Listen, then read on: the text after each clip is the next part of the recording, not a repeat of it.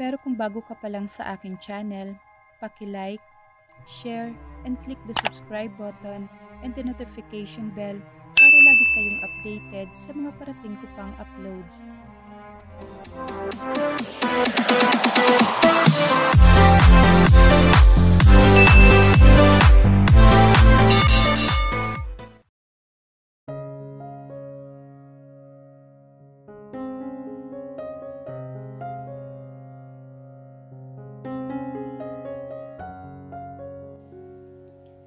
Ano ito? Tanong naman ni Jessica kay Marcos nang habang nagpapahinga siya sa garden ng bahay at lapitan siya nito. 6:00 na ng hapon. Kauwi lang nito sa trabaho. Inabot ito sa kanya ang isang folder pero mas ginusto muna niyang kumprontahin si Marcos. Tingnan mo muna, para yan sa'yo. Hindi tumitingin na sabi nito sa kanya. Tinitigan naman ni Jessica ang asawa. May hinala na siya na hindi maganda ang tungkol roon. Hindi niya pinansin ang folder. Kumusta ang trabaho? Sa halip ay tanong ni Jessica. Good, but still busy.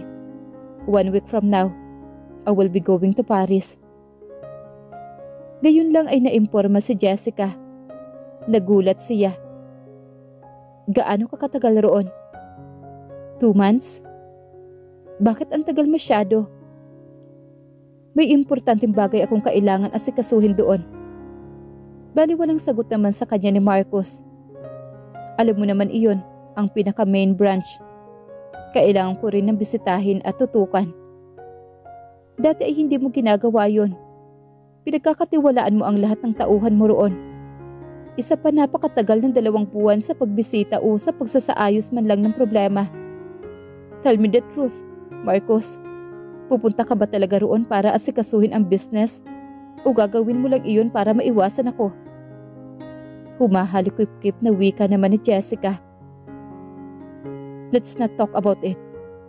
Basta nakapagdesisyon na akong umalis, tanggapin mo yon. Kailangan kita rito, Marcos. Well then, kailangan rin kita, Jessica. Dahil sa pagpipilit mo nang ipagpatuloy ang pagbubuntis na yan, hindi mo na nagagawa ang responsibilidad mo sa akin. Lalaki ako na may pangangailangan. With your condition, paano mo pa magagawa ang responsibilidad mo sa akin? That was a very immature statement. Malaki ka na. Kayang-kaya mo nang alagaan ang sarili mo. Nagtagis naman ang mga bagang nito. A wife's responsibility is to take care of her husband. Yes, but I'm just not your wife now. Please, Marcos, I'm also the mother of your child. Alam mo rin ang kondisyon ko. At ano bang pangako natin sa isa't isa noong ikinasal tayo, ha? In sickness and in health, we will be together.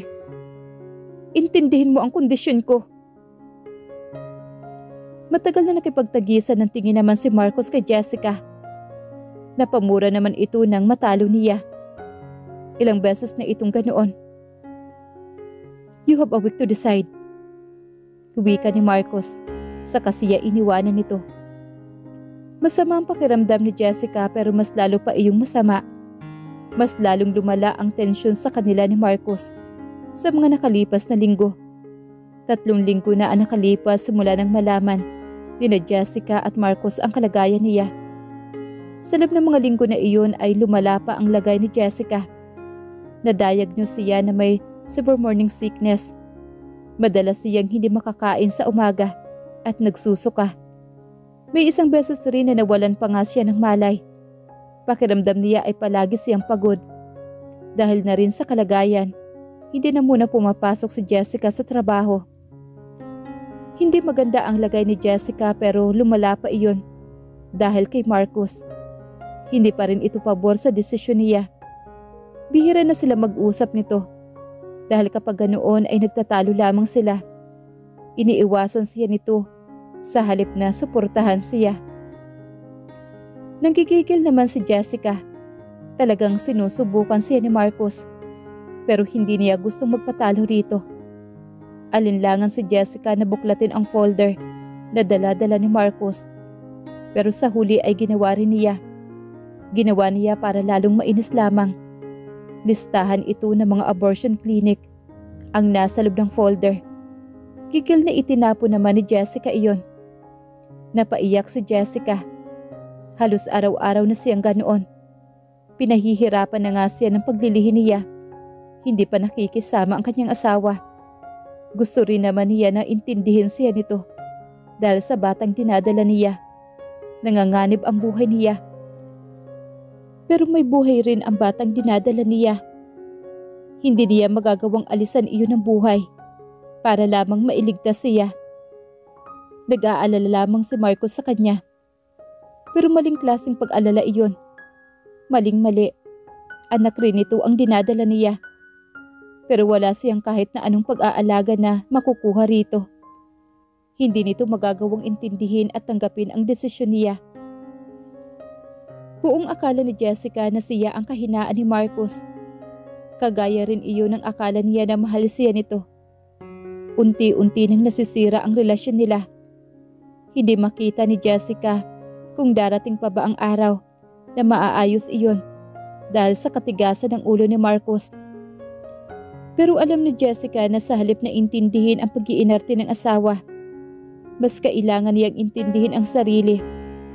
Dapat ay maging immune na siya sa mga masasakit na ginagawa sa kanya ni Marcos.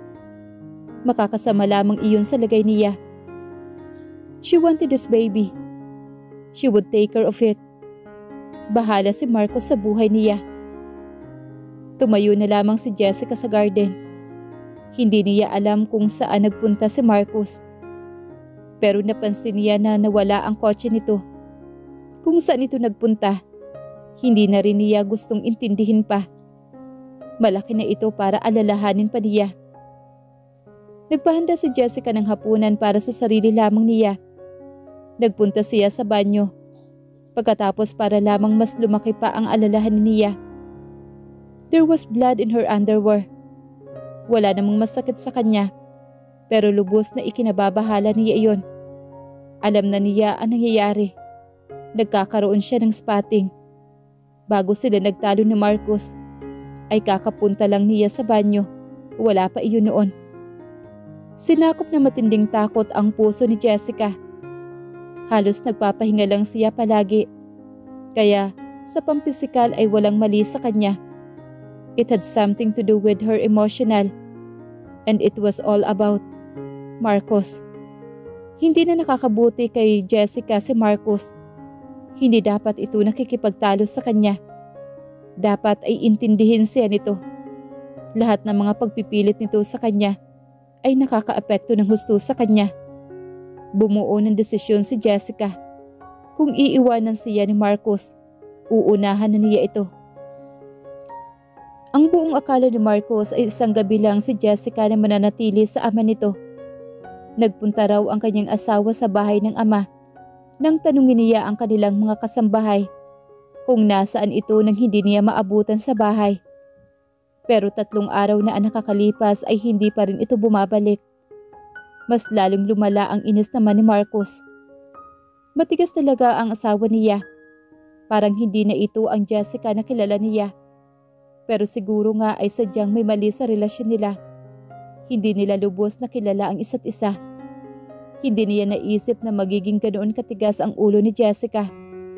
Maliman sa paningin ng iba, ang ginagawa niya, para rin naman iyon sa kanyang asawa. Hindi gusto ni Marcos na mawala si Jessica. Nag-aalala siya dito. Ang 3 araw nga na wala ito sa tabi niya, ay naliligalig na siya. Ano pa ang panghabang buhay? Palagi na rin siya nag-aalala sa 2 buwan na pagpunta niya sa Paris para sa business kuno niya.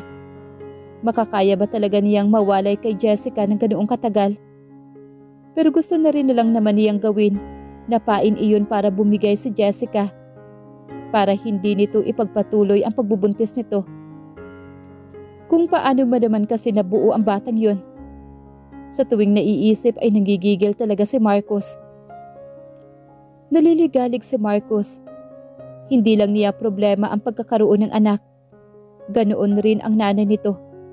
Ganoon pa man, Siya rin ang unang bumigay. Pinuntahan niya si Jessica sa bahay ng ama nito. Paano ay hindi rin kasi siya nito kausapin sa cellphone. Sa kabila ng inis niya rito, nag-aalala rin naman siya sa asawa. Kinumpirma ng kasambahay na siyang kasalukuyang mga naroroon na nandoon lamang si Jessica. Nagpapahinga raw ito sa dating kwarto sa malaking bahay.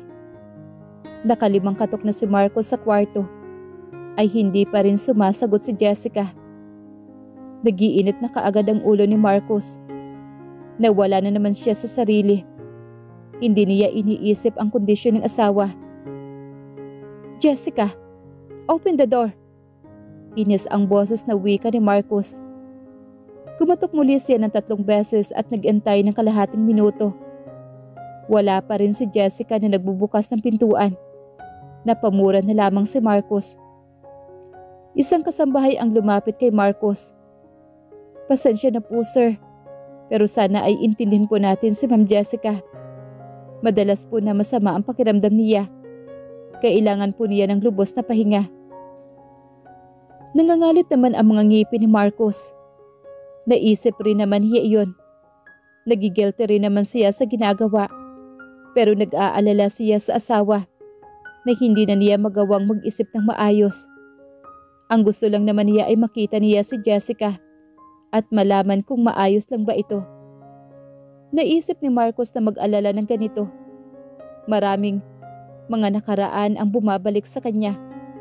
Sa nangyayari ay para siyang ibinabalik sa nakaraan. Hindi na niya gustong maramdaman ang ganitong klase ng takot. Bakit lahat na lang ng taong pinahahalagahan niya ay dumadaan sa ganito? Nag-aalala na si Marcos, kaya gusto na niyang makita ang asawa. Pero mas lumala pa iyon sa hindi kaagad pagsagot nito. Nagigilty rin naman siya sa ginagawa niya.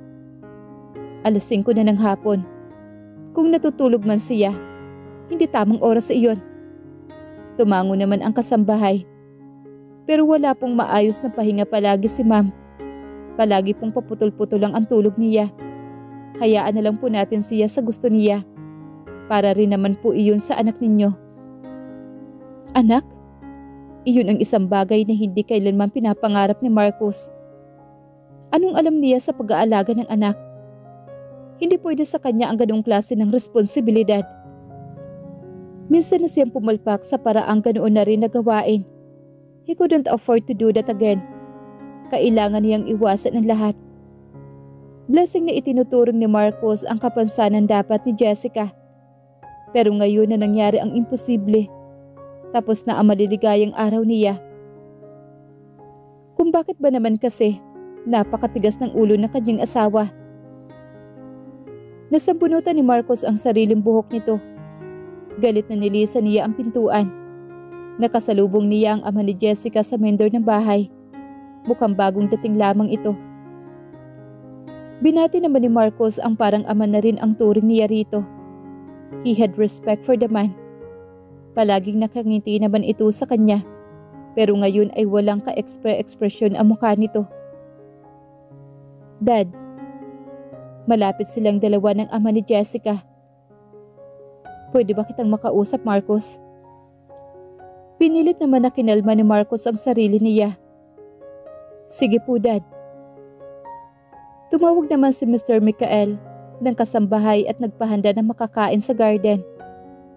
Doon sila pumwesto para makapag-usap. Siguro naman may idea ka na tungkol sa anak ko ang gusto kong pag-usapan natin. Tumango naman si Marcos.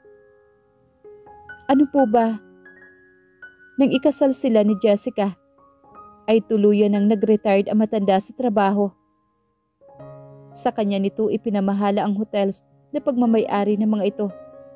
Wala na silang business na pag-uusapan kagaya ng dati. Bihira lang rin ito na magtanong tungkol pa roon.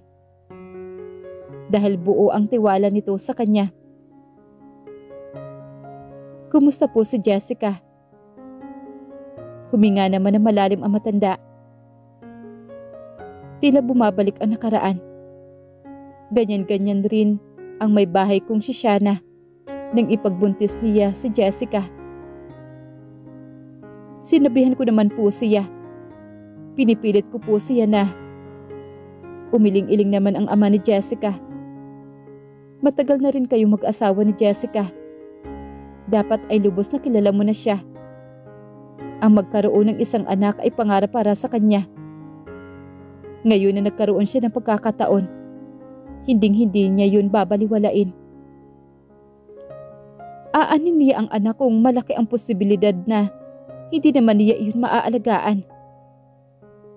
Isa siyang ina at hindi niya kayang patayin ang sariling anak. Ganoon rin siya na noon. Kagaya mo, ilang beses ko rin siyang pinagbawalan. Pero kagaya rin siya ng ninuno niya. Ang bata ang higit na importante para sa kanya. Naihilamos naman ni Marcos ang palad sa mukha niya. Hindi ko na alam kung ano pa ang dapat kong gawin. Hinago na matanda ang likod ni Marcos. Pinagdaanan ko rin yan. Mahirap nga. Pero may magagawa ka, Marcos. Kailangan ka ni Jessica. Kailangan ni Jessica ang suporta mo. Hindi ko kayang makita siya sa ganoong kalagayan. Gustong-gustong idugtong naman ni Marcos. Pero tama ba na aminin niya rito? Lahat ng mga nangyari sa nakaraang buhay niya sa pamilya ay hindi niya kailanman ikinuwento sa iba. Kahit ang matalik na kaibigan niyang si Sian ay hindi iyon alam. Ang lahat ng nakaraan ng kay Marcos ay nanatiling sekreto. Mas nahihirapan si Jessica sa inaasal mo, Marcos. Alam mo bang ang pinakadahilan kung bakit siya nanatili rito sa akin ay dahil sa iyo? Nagkaroon siya ng spotting at iniisip niya na dahil iyon sa iyo. Napaawang naman ang labi ni Marcos. Makakaya mo ba talagang kitlin ang buhay ng sarili mong anak, Marcos? Hindi pa rin nakapagsalita si Marcos. Hindi rin naman niya gusto iyon. Pero iyon ang nararapat na gawin. Para na rin iyon kay Jessica.